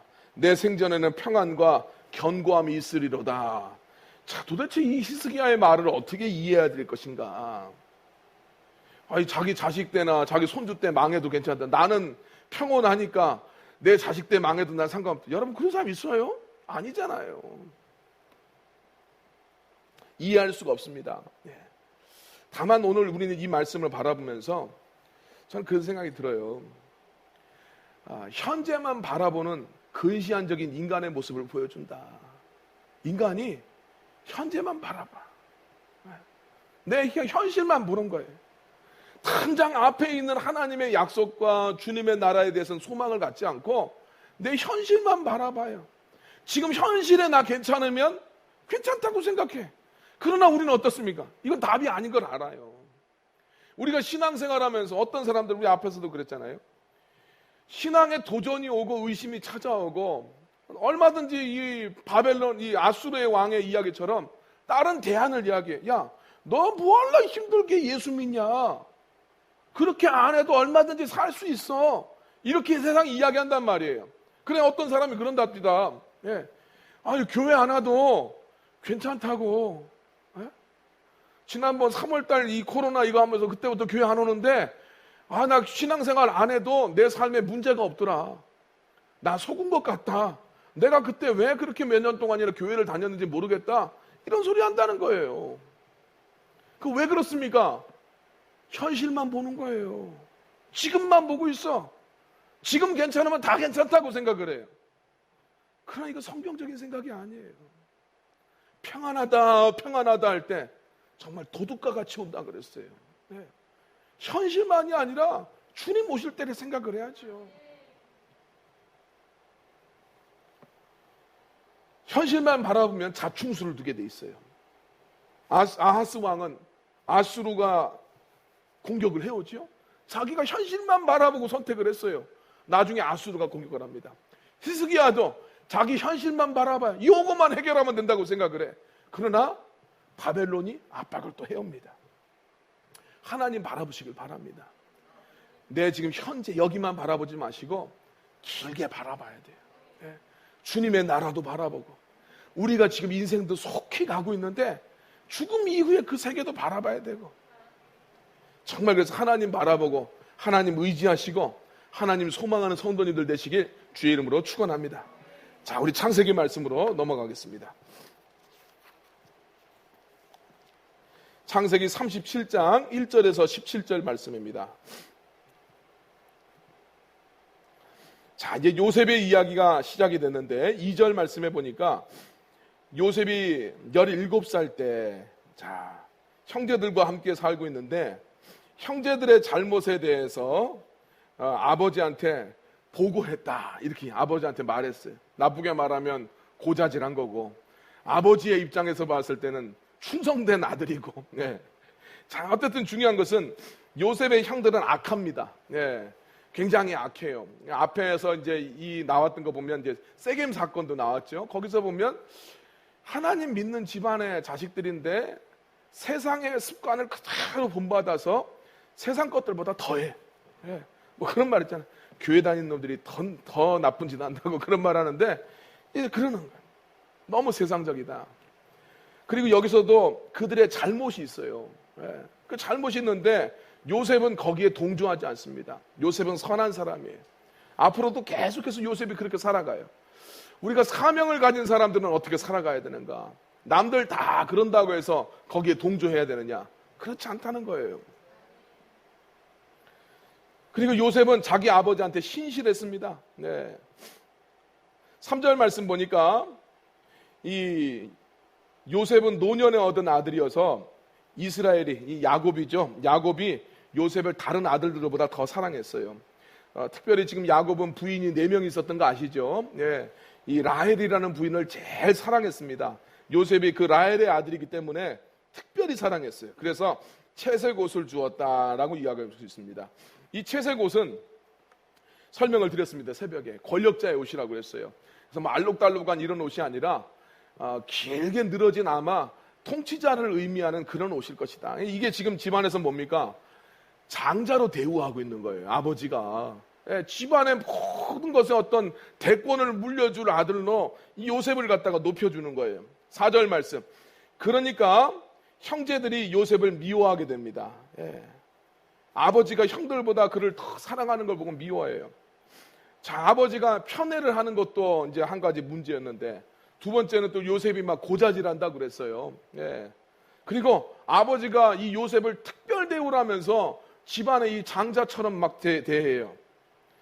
그래야 참 밉지요. 근데 거기다가 5절 말씀을 보면 요셉이 또 꿈 이야기를 막 자꾸 합니다. 그래서 이제 더 미워지게 됐어요. 자, 6절에서 8절 요셉의 꿈이 나오는데, 첫 번째 꿈에 보니까 밭에서 전부 다 형제들과 함께 일을 하면서 곡식단을 묶고 있는데, 요셉의 단은 탁 일어서고 나머지 형님들의 단이 요셉의 단을 둘러서서 절을 하더라. 이 꿈을 꿨는데 이 이야기를 이제 요셉이 했어요. 집안에서 뭐 밥을 먹을 때 했든지 이야기를 하니까 형님들이 화가 났습니다. 야, 네가 우리 왕이 되겠느냐? 네가 우리를 다스리게 되겠느냐? 기분 나쁘다는 거죠. 자, 9절에서 11절 말씀. 두 번째 꿈을 꿨어요. 해와 달과 11별이 요셉을 둘러서서 또 절을 하더라. 근데 이 꿈 이야기를 듣고 이제 아버지 야곱이 화가 났습니다. 이 버르장머리 없는 녀석아, 엄마나 아빠도 또 니네 형들도 다 너한테 절하고 너의 신하가 되겠느냐? 이렇게 이제 야곱이 야단을 칩니다. 근데 야곱은 그의 말을 간직해 두었더라 이야기합니다. 이게 뭔가 하나님의 뜻이 있다라는 것을 야곱이 지금 직감을 하고 있는 거예요. 자, 나중에 이제 보게 되면 요셉이 그런 이야기하죠. 요셉의 이야기에서는 꿈은 다 지금 2번씩 꿉니다. 앞으로 계속 그래. 감옥에서 꿈을 꿀 때도 2번씩 꾸고, 또 바로의 꿈도 2번입니다. 그때 바로가 꿈을 2번 꿨을 때 요셉에 가서 해몽을 해주면서 이야기합니다. 왜 꿈을 2번 꿨느냐? 하나님이 반드시 이루실 것이기 때문에 2번 꿈인 겁니다. 요셉의 이 꿈도 하나님이 반드시 이루실 거라는 거예요. 자, 요셉도 다 알 수가 없어요. 그런데 중요한 것은 하나님이 분명히 이 비전을 지금 요셉한테 주신 겁니다. 이 내용이 어떤 내용인지 몰라요. 근데 이 사람들 겉으로만 생각했었을 때 그냥 요셉이 잘 되고 요셉이 높아지려나 보다 이 생각만 하고 있어요. 그게 어떻게 되는지는 몰라요. 얼마나 고생해야 되고 얼마나 십자가 져야 되고 얼마나 이 속에 눈물이 필요한지 아무도 몰라요. 그런데 그 하나님 주신 비전 때문에 요셉이 미움을 받습니다. 이게 우리한테 중요한 거예요. 하나님 주신 비전, 우리들한테 하나님이 주신 이 비전이 나를 힘들게 할 수 있다는 거예요. 날 피곤하게 만들고 비전 때문에 괴로움을 당할 수 있어요. 그런데 여러분, 이거 포기하시면 안 돼요. 하나님이 여러분한테 주신 그 비전 때문에, 그 비전 내가 붙잡고 살아가야 되지, 이것 때문에 내가 미움받고 시기받고 내가 그런다고 해서 이거 포기하면 안 된다. 그리고 하나님 주신 비전이지만 아까 말씀드렸던 것처럼 비전 받았다고 해서 그 인생이 장밋빛이 아니에요. 많은 고난이 필요합니다. 요셉의 이 첫 번째 꿈을 보면 곡식단이잖아요. 요셉의 곡식단이 세워지고 나머지 곡식단이 이 절을 한다는 이야기는 요셉의 많은 수고가 있다는 거예요. 수고 없이 이루어지질 않아요. 하나님 나라는 눈물 없이 이루어지질 않아요. 그런데 그 요셉의 수고를 하나님이 사용하신다는 거예요. 남다른 수고를 요셉이 합니다. 우리도 마찬가지예요. 하나님의 비전 받았다는 것이 남다른 수고가 필요한 거예요. 우리 그래서 예수 믿는 건 피곤한 일이에요. 예수 믿는 일이 힘든 일이에요. 우리는 남다른 수고를 해야 되니까. 다만 이 하나님 주신 비전이지만 우리가 지혜롭게 이야기할 필요가 있어요. 듣는 사람들의 입장도 우리가 생각해 볼 필요가 있죠. 충분히 소화시키고 본인도 나눠줘야 되는데 이게 자랑처럼 여겨지면 절대로 안 돼요. 우리 그럴 수 있잖아요. 어떤 은사도 받고 또 내가 응답받은 것도 있고 남들한테 이야기했었을 때 들을 수 있는 사람들 또 충분하게 관계가 된 사람들은 축하해주고 또 같이 기도해주고 그럴 수 있지만 이것이 어떤 사람들한테는 자랑처럼 들려져서 또 그것이 시기가 될 수가 있어요. 이거 우리가 지혜로울 필요가 있다. 17세의 요셉은 좀 지혜롭지는 않은 것 같아요. 앞에서도 형님들 이야기를 갖다 다 그대로 고자질 해버리고 이렇게 되면 문제가 되겠지요. 또 자기의 꿈 이야기도 해몽해 주지 않아도 누가 들어도 그 꿈이 그런 내용이라는 것을 다 알아요. 그러면 조금 이야기하는 데 있어서 좀 조심할 필요가 있겠죠. 요셉 바라보면서 앞으로 하나님 앞에 가다듬어져야 될 것이 많이 필요합니다. 그러나 우리가 이제 알아야 될 것은 사명 받았다고 해서 완벽한 사람은 아니라는 거. 오히려 하나님께 사명 받은 사람은 내가 하나님께서 주신 이 사명을 이루기 위해서 내가 성화되어 나가고 가다듬어야 될 것이 많아요. 완벽한 사람이기 때문에 하나님 쓰시는 건 절대로 아니다. 누군가가 뭐 셀리더가 됐다, 목사가 됐다, 완벽해서 하나님 부르셨냐? 흠이 많아요. 이걸 자기 스스로도 주님 앞에 인정할 필요가 있고 그것을 내가 인정했던 건 난 그냥 어쩔 수 없어 이것이 아니라 주님 앞에서 자꾸 발전해 나가야죠. 성장해 나갈 필요가 있어요. 자, 12절에서 17절 말씀. 형들이 세겜에 가서 양을 치는데 형들을 찾아서 어떻게 잘 지내나 보고 아버지한테 보고하라는 임무가 주어졌습니다. 요셉은 아까 전에도 그런 것처럼 성실합니다. 여기 여러분 매일 성경에 밑에 글씨가 쓰여 있지만 세겜까지 80km, 또 세겜에서 도단까지 21km예요. 100km입니다. 왕복을 따지면 어떻게 되겠어요? 200km를 걸어갔다 온 거예요. 엄청난 겁니다. 세겜까지 갔었을 때 형제들이 어디 있는지 찾지를 못해요. 그러면 그냥 돌아올 수도 있는데 그곳에서 한참 찾아다니고 헤매니까 어떤 사람이 너 지금 누굴 찾고 있느냐 이야기를 하니까 저쪽 도단으로 간다는 이야기를 들었다. 거기까지 찾아가요. 이 요셉의 성실함이 나타나고 있어요. 하나님의 사명자들이 가져야 될 것이 성실함이에요. 성실함. 성실하지 않은 사람은 하나님 안 써요. 요셉은 어디 가든지 성실합니다. 집에서도 성실했어요. 아버지 시키는 일에. 나중에 이제 보겠지만 보디발의 집에 가서도 성실합니다. 주인이 막 안 봐도 성실해요. 감옥에 가서도 간수장이 돌아보지 않아도 요셉은 성실해요. 바로의 왕궁에서도 요셉은 헌신하고 충성합니다. 정말. 그러니 하나님이 이 사람 씁니다. 사명자들은 충성해야 돼요. 성실해야 돼요.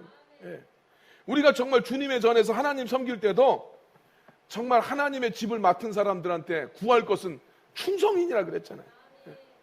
주님이 오셨을 때도 집 사람들에게 먹을 것을 나눠주면서 맡은 바 사명을 잘 감당하고 있으면 칭찬을 얻어요.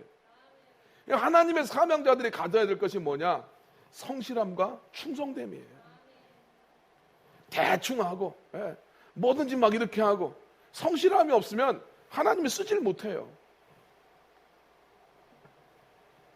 여러분들도 가정에서도 성실하시고 신앙생활하면서 교회에서도 맡겨진 일들 가운데 성실하고 충성하시고 직장 다니시는 분들은 직장에서 충성하시고 성실하게 여러분 사명 잘 감당할 수 있길 바랍니다. 그래야 어디서든 쓰임 받습니다. 자, 오늘 말씀 보면서 요셉은 사명자로 하나님 앞에 딱 부름받았습니다. 사명자들이 사명을 감당해야 자기도 살고 가족도 살아요. 요셉이 이 사명 감당 잘 해야 자기도 살고 이스라엘 백성들도 삽니다. 이게 그리고 하나님의 뜻이 그 사람을 통해서 성취가 돼요. 오늘 우리도 맡은 바 뜻이 있고 또 하나님이 우리 교회에 보내신 목적이 있어요. 여러분 이 하나님 보내신 자리에서 맡겨진 일에 성실하시고 여러분 직분에 걸맞게 충성되게 주님 섬길 수 있기를 주의 이름으로 축원합니다. 자, 우리 37장으로 가겠습니다. 18절에서 20절 말씀. 자, 요셉이 이제 형들을 만나서 찾아가게 되니까 형들이 야, 저기 꿈꾸는 놈이 오고 있다. 요셉을 죽여서 웅덩이에 던져놓고 아버지한테는 악한 짐승한테 잡혀 먹었다고 그렇게 이야기하자. 이 형들이 할 생각이 아닌 생각을 하고 있습니다. 그러면서 요셉의 꿈이 어떻게 되는지 한번 두고 보자. 요셉의 꿈이 아주 기분 나쁘다는 겁니다. 자, 23절 말씀. 요셉을 잡아서 요셉의 옷을 벗겨버립니다. 25절 동생을 웅덩이에다가 던져놓고 자기들은 음식 먹고 있습니다. 26절에서 28절 이스마엘 상인이 지나가니까 유다가 이제 제안을 하죠. 죽여서 뭐 하겠냐. 여기 보면 이제 말씀해 봅니다. 27절 말씀에 그는 우리의 동생이에 우리의 혈육이니라. 죽여서 뭐 하겠느냐. 팔아버리자라고 이야기합니다. 자, 그러나 유다의 이야기가 동생을 아끼는 것처럼 보여지지만 이건 아끼는 이야기 아니죠. 죽이는 거나 노예로 파는 거나. 자, 이 헛된 이야기다. 자기가 생각했을 때는 이것보다 이거는 좀 더 적은 죄인 것 같아. 죽이는 거는 더 큰 죄고 노예로 파는 거는 더 작은 죄니까 더 작은 죄 짓자 이렇게 생각하는 모양인데 이거는 올바른 선택이 아닙니다. 죄를 짓지 않아야 되지. 차악을 선택하려고 하면 안 돼요. 하나님 앞에서 여러분 신앙생활 하면서 이거 큰 죄니까 이거보단 좀 덜 죄를 짓자 이렇게 생각하면 안 되고 마음속에 하나님 기뻐하시지 않는 일이라면 여러분 멀리 하시길 바랍니다. 자, 29절에 30절 장남이었던 르우벤은 요셉을 살리고 싶어 했어요. 그런데 실패합니다. 잠시 어딜 떠나 있었는데 그 순간 이 동생들이 요셉을 팔아버린 겁니다. 말씀을 드렸습니다. 리더십이 약해져 있어요. 이 장자가 이미 앞에서 보면 자기의 서모였던 비라와 정을 통했어요. 장자가 그러면 안 되죠. 이 육신의 정욕을 절제하지 못하니까 이제 르우벤은 장자로 태어났지만 장자권을 누리질 못해요. 그래서 르우벤의 장자권이 동생들한테 흩어집니다. 그래서 나중에 보게 되겠지만 이 장자가 갖게 되는 것이 더블 두 몫이에요. 다른 동생들보다 두 몫을 받게 되어 있고 또 장자가 갖는 것이 제사장이 됩니다. 집안의 제사장. 또 장자가 갖게 되는 것이 집안의 우두머리로서 왕권을 갖게 돼 있어요.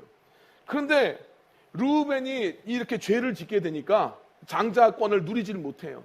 그래서 이 장자권에 더블 두 배를 얻는 축복은 요셉이 가지고 가요. 그리고 제사장권은 레위가 가져가고 왕권은 유다가 가져갑니다.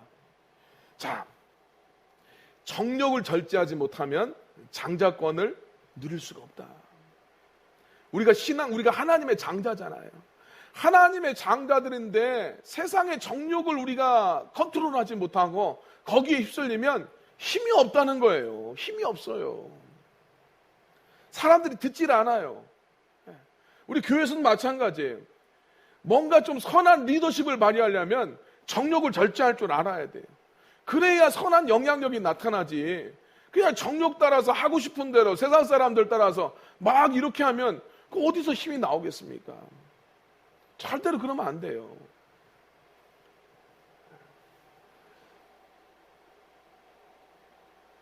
자, 그래서 이 르우벤의 이야기가 동생들한테 먹혀들이지 않게 된다. 31절에서 35절 말씀. 순념서를 잡아서 요셉의 옷에다가 이제 피를 묻히고 그것을 이제 아버지한테 갖다 주죠. 야곱은 이제 아들이 짐승한테 찢겨 죽였구나라고 생각을 하고 비통해합니다.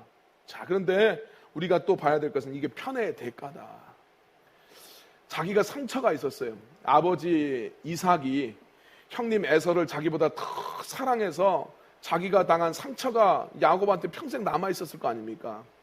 근데 이 상처를 하나님 말씀으로 극복을 못한 거예요. 이 편애가 또 다른 사람은 또 상처를 만들어요. 이 집안에 지금 비극이 된 거예요. 자, 우리 스스로 마찬가지입니다. 상처 없는 사람이 없어요. 그런데 신앙생활하면서 이제 내 상처를 우리가 돌아보게 될 때가 있죠. 그때 내 상처를 주님 안에서 처리해 나갈 수 있어야 돼요. 이건 진짜 복음을 만나야 되는 거예요. 나의 모든 이 허물을 주님께서 씻기시고 새롭게 하시고 주님 안에서 새롭게 태어나는 것을 우리가 경험했었을 때 이 상처가 치유돼요. 상처가 예수님의 복음으로 치유되게 되면 그러면 이 사람은 정말 상처를 보듬을 수 있는 사람이 돼요. 상처가 치유되지 않은 사람은 그 상처가 있기 때문에 또 다른 사람의 상처를 줘요. 상처가 죄가 되는 거예요. 이걸 우리가 알아야 됩니다. 그래서 내 삶 속에 어떤 상처가 있다. 상처를 자꾸 이야기하는 사람은 죄 짓기가 쉬운 사람이에요. 네. 하나님 앞에 빨리 기도해야 되고 그 문제를 말씀 속에서 처리할 필요가 있어요. 네. 이 말씀을 좀 이해할 필요도 있고 말씀의 원리도 알고 또 나의 어떤 이런 성향이 있다는 것을 깊이 깨닫고 이게 성령 안에서 다루어질 필요가 있습니다. 그렇다면 자꾸 죄를 짓고 이게 비극이 되는 거예요. 자기 삶에. 자, 요셉의 형제들은 아까 전에 이제 이야기했어요. 20절 말씀을 보니까 자, 요셉의 꿈이 어떻게 되는지 한번 보자. 자기네들은 요셉을 이제 애굽에 팔아버리면 이렇게 노예 상인들한테 팔아버리면 요셉의 꿈이 이루어질 수 없을 거라고 생각을 했는데 이것 때문에 하나님의 계획이 작동이 됩니다. 예. 하나님 주신 비전, 하나님의 이 뜻이 이걸 통해서 이루어져요. 자, 이게 하나님의 놀라운 섭리예요. 하나님은 우리의 상처들, 우리의 아픔들, 이 세상의 어떤 인간의 죄악들, 사실은 그것도 하나님이 사용하실 때가 있어요. 그래서 하나님의 뜻을 이루어 나가요. 우리가 이게 잘못 착각하지 않아야 될 것은 야, 그 죄악과 그 상처도 그냥 쓰임 받았으니까 그거 자체로 좋은 것이 아니냐. 이건 말이 안 되는 소리예요. 예수님이 팔린다고 해서 가룟 유다가 예수님 팔 필요는 없었어요. 내가 그 짓 할 필요는 없다는 이야기예요. 하나님이 이 일에 선하게 쓰임 받아야 되지 악당으로 쓰임 받으면 되겠습니까? 네. 오늘 우리가 정말 주님 앞에서 이 하나님이 우리의 삶을 이렇게 다스려가 이걸 섭리라고 이야기해요. 그러니까 우리 성도들이 어떻게 해야 되느냐, 내 삶에 문제가 닥치고 큰 어려움이 돼서 내가 너무 낙심이 되고 괴로울 때라도 너무 거기에만 매몰되면 안 돼. 그 속에서도 하나님을 바라볼 수 있어야 돼. 정말 절망 속에서도 하나님을 신뢰하고 하나님을 바라보면서 주님 앞에 기도할 필요가 있어요. 이 시간을 하나님은 어떻게 사용하실지는 몰라요. 그 어렵다고 해서 원망하고 불평만 하면 거기서는 아무것도 얻어지는 게 없어요. 그런데 내가 힘들고 어렵고 이 절망과 같은 상황 속에서도 하나님을 바라볼 수만 있다면 하나님은 그 슬픔을 통해서 기쁨으로 갖고 가시고 이 인간들의 죄악을 통해서도 하나님의 선하신 구원의 역사를 이루어가는 것을 우리가 성경을 통해서 보게 돼 있어요. 하나님을 신뢰하시길 주의 이름으로 축원합니다. 그리고 우리가 또 하나 기억해야 될 것, 형들은 사랑받는 요셉을 제거하면 좋아질 거라고 생각했어요. 어떨 것 같나? 우리도 그렇죠. 누군가가 시기가 될 수도 있고 다른 사람이 부러울 수도 있어요. 살아가면서 하나님 왜 나한테는 저런 축복 안 줍니까? 쟤만 또 사랑받는 것 같고 누가 이런 생각이 우리가 올 수 있어요. 생각을 잘하라는 이야기. 그 사람이 없어지면 내가 사랑받을 수 있을까? 지금 누군가가 잘 되나가 하나님 축복받는 사람이 있어요. 아, 저 사람만 잘못되면 그 하나님 축복이 나한테 올 수 있을 거라고 생각을 합니까? 그거 아니에요. 요셉 죽이고 나면 지네가 이제 뭐 다 잘 될 거라고 생각합니까? 그러지 않아요. 이 대가는 커요. 나중에 평생을 갑니다. 20년 동안 조마조마하면서 살아요. 나중에 요셉 만나고 나서 오히려 우리는 내 태도가 좀 바뀌어야 돼요. 아, 지금 형통하는 사람을 보면서 부럽다라고 생각하면서 쟤 잘못되면 좋겠다 이렇게 생각하면 안 되고 하나님 앞에서 내가 사랑받을 태도를 가져야 돼. 내가 하나님의 복받을 만한 태도를 갖춰야 돼. 이게 지혜로운 태도예요. 누군가가 교회 안에서도 열심히 일하고 쓰임받고 인정받아요. 그 사람 없어진다 그래서 내가 인정받는 게 아니에요. 내 태도를 바꿔야 돼. 내가 주님의 일을 대하는 태도. 내가 정말 성도들을 대하는 태도, 내 태도를 점검해 나가야 되지, 누구 없어지고 누가 잘못된다고 그래서 내가 잘 되는 거 절대로 아니라는 거예요. 선을 행하십시오. 하나님을 의식하시고 하나님을 기억하시고 정말 이 하나님을 철저하게 의식했었을 때 하나님 사랑받는 사람으로, 또 신뢰받는 사람으로, 또 하나님의 축복받는 사람으로 여러분들이 사용될 줄로 믿습니다.